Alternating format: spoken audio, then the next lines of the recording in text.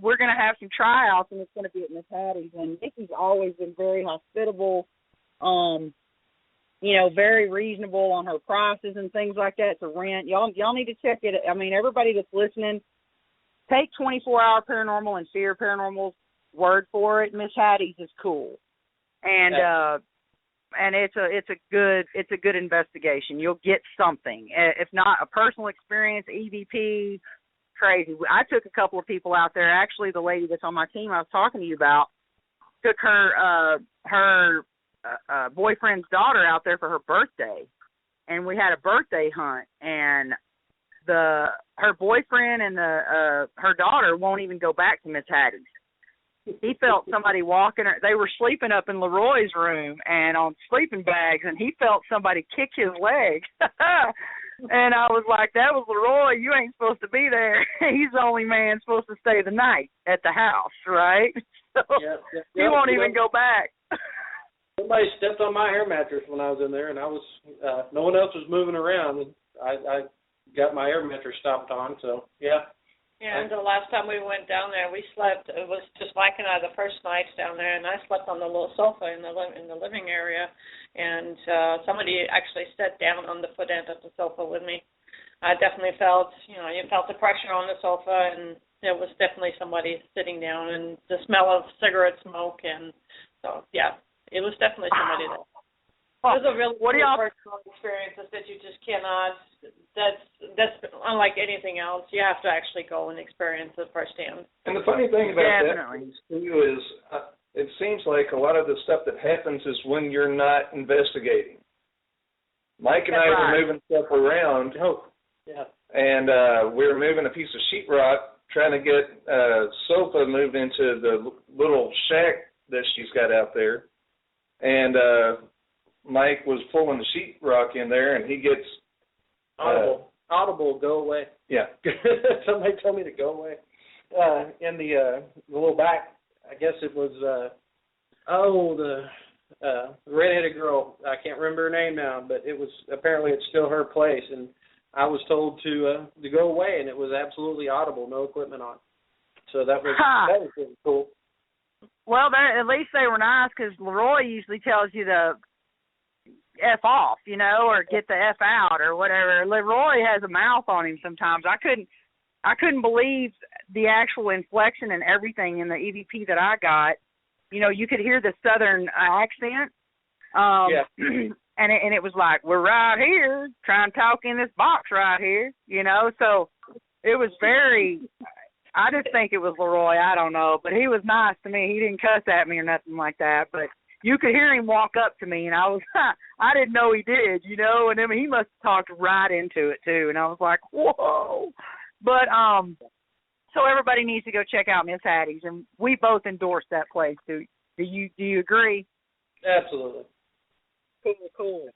And you were talking what other location do you guys go to besides those three? I mean, do y'all have any other locations that y'all like to go? I mean, you said did you say the Alton Bridge? What is that? That is the legend of Mr. Goatman in Denton, where he was killed on the bridge for being a successful goat farmer. Apparently his presence is still around, and we've caught EVP out there, and definitely get the creepies when you're out in the woods and the whole foundation of their house. And it's a pretty neat experience, and it's a public place, so we just go out there, put equipment in people's hands, and let them give it a shot, and see what happens. It's crazy with these bridges too, because there's another bridge in Copper's Cove that I've been meaning to get to, and we actually went out there a couple of weekends ago, but the problem being is that besides there being people out there that go and do satanic, what do you call them, rituals and stuff, and little, whatever they call it, their little get-togethers, whatever they do there, it's really scary to go there, because some people get spooked so badly that it's unbelievable. This actual bridge was had a wreck of some sort of bus and a lot of children followed my friends home. They like came home with them. Like they had a whole house full of kids. Yeah.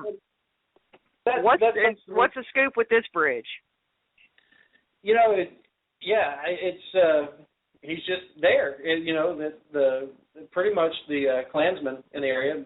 He was a black gentleman, and they were disappointed with his success, so they murdered him, and then went across about 100 yards away and murdered his wife and children and burned his house to the ground. Well, when they hung him, they didn't find his body, right? Yeah, they never. His neck had ripped off. Yeah, they did never find his body. But yeah, that's the legend of the bridge in the short condensed version. But yeah, we get a good following out there, and we get a lot of people when we do it. And then as the night progresses and people start leaving, it gets a little more active as far as EVP, and mediums that have gone out there have, you know, I guess sensed traffic going across the bridge, not necessarily related, but it's just a good little active spot. And you know, I found that too, that when there's a lot of people, and I'm not knowing what the spirits are thinking, but if it were me being a spirit and there were 30 people trying to contact me, I would feel just a tad bit intimidated. Absolutely. You agree as far as the activity picking up when it's a smaller number of people, and not only that, but do you find that you get more EVPs when you're just BSing with each other and not even really paying attention, and then you'll listen and go, holy crap? Yeah, it's more like they jump in your conversations. Yeah, it's definitely get much better EVP with just joking around and having a good time in there, rather than, you know, asking, "Are you here? Yeah. What's your name?" Dennis yeah. Bay. Yeah. The same questions, I know, bore them to tears, because I'm like, I don't ask those same questions. I do kind of want to know who I'm talking to. That's kind of cool, you know, and all that. But I really don't know what I can do for Billy Bob that died in 1912 from tuberculosis or whatever it was that he died from. I just want to know what it looks like where he's at, how he got there, what was the journey like, see who you love, you know, your loved ones. I mean, are they just blowing smoke up our butt, you know? And let me tell you, I had this guy on my show. Now, he has seen heaven and hell. They both exist. There's 100 levels of hell. I don't know what to make of all that, but I can't say that he didn't, because let me just tell you, the stuff that he was saying, and especially about heaven, is, you know, I asked him, I said, well, if you've been there, are the streets paved with gold?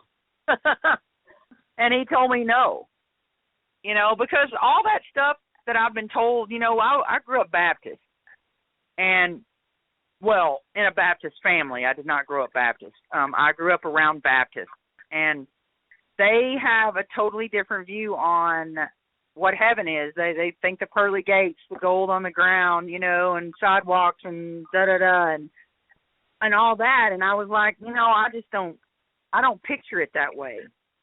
You know, I'll picture it as so beautiful that you can't even describe what it looks like. Yeah. You know what I mean? Like it's that you can't even put into words the love and the beauty that's felt there. And he was saying a lot of that, and I was really buying that portion of it. But now I'm scared that there really is a hell. I mean, I'm not worried about going there, but I mean, man, 100 levels of hell. Yeah. You think that's pretty accurate? Do what? I wouldn't want to meet the master of all those levels. I mean, if you've got mastered all 100 levels, you'd be pretty high ranking, I would imagine. You know, for me, it's good or bad. I couldn't imagine 100 different levels of being. Wow, that would just blow me away. But, he said that hell was 100 different levels. That it was complete pain and suffering, and that all you could hear was people screaming nonstop, just a million people screaming in pain the whole time. Wow. And I'm like, Wow. And so I don't know, but all I know is that that's the things that I ask when I go to an investigation is things that I want to really know. You know what I mean? Like, should I be scared? You know, is it a scary thing when you pass away, or is it peaceful? Yeah. You know, those are questions that I want to know. And the thing is, I saw this, and I want to ask you this real quick, too. I know it's almost time, but I know y'all seen the Steve Huff videos. Have y'all seen those on Facebook with the portal? We own those, yeah. We utilize his equipment. Oh, the SCD one is the bomb diddly, okay? That is the bomb. So now he's got this portal. So question is, I know, Mike, you're kind of the kind of guy that does all your stuff for the electronics in your team. Is that correct? Yeah. When are you going to build us a portal, buddy? Actually, the parts and pieces are sitting in my garage. I don't want to give away his secret, so I'm going to be nice. But I know what the product is, and it's. Well, he's put a how-to build one on video. He's made a YouTube video on how to build it, so he's not keeping it a secret now. It's pretty much the Nikola Tesla Spirit radio, and tying that in with the SCD-1, and I'm telling you, we had Austin Paranormal come out with us to the Nut Hotel, and we were one of the blown away. I mean, one of the Austin Paranormal guys was pointing at pictures they have hanging on the walls and saying, can you tell me who this person is in the picture? And it was all owners, and we were getting names. The exact names hollered out to us. Yeah. I mean, it was fantastic. It's a breakthrough. I'm telling you, it's the biggest breakthrough. And I was just in Tombstone with Mr. Huff back when we went to Tombstone in May, and I got to actually investigate with him and use the SCD-1. And we were having some issues with it because of where we were. The spirits were messing with it. He said this has never happened before. It would just sit there and spin. You know what I mean? Like go through, but it would skip, and it'd never done that before. So the spirits were messing with it. But I told him that night, I go, look, if this app of yours, because I've tried a lot of apps, I said, if this app of yours produces my name in any time, because I have never had a spirit be able to say my name, ever, ever, ever. And I said, if that happens, I'll swear to God, I will kiss your ass. And he started laughing, and I said, no, I'm serious. And so that day, Justin's name came up, his name came up. It just said Huff. It said Justin.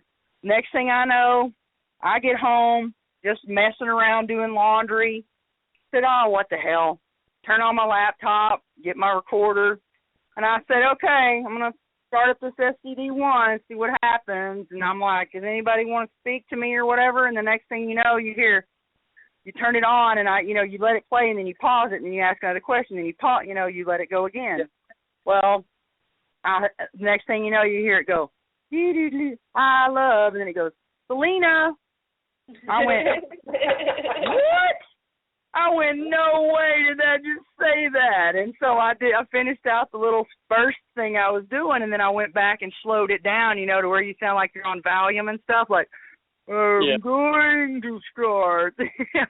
So I did that, and sure enough, it came, and it was the inflection that my mother used to use when she would call me, Selena, and I was like, what the? And that's what caught my ear was the inflection of it, and it's 3 syllables, Selena. And I was like, what? I mean, what the hell? And so I sent him a message, and I said, well, I guess I owe you an ass kiss because it said my name. And he goes, that's amazing. And he goes, I'm so happy for you. And I was like, oh, my God. So that was pretty awesome.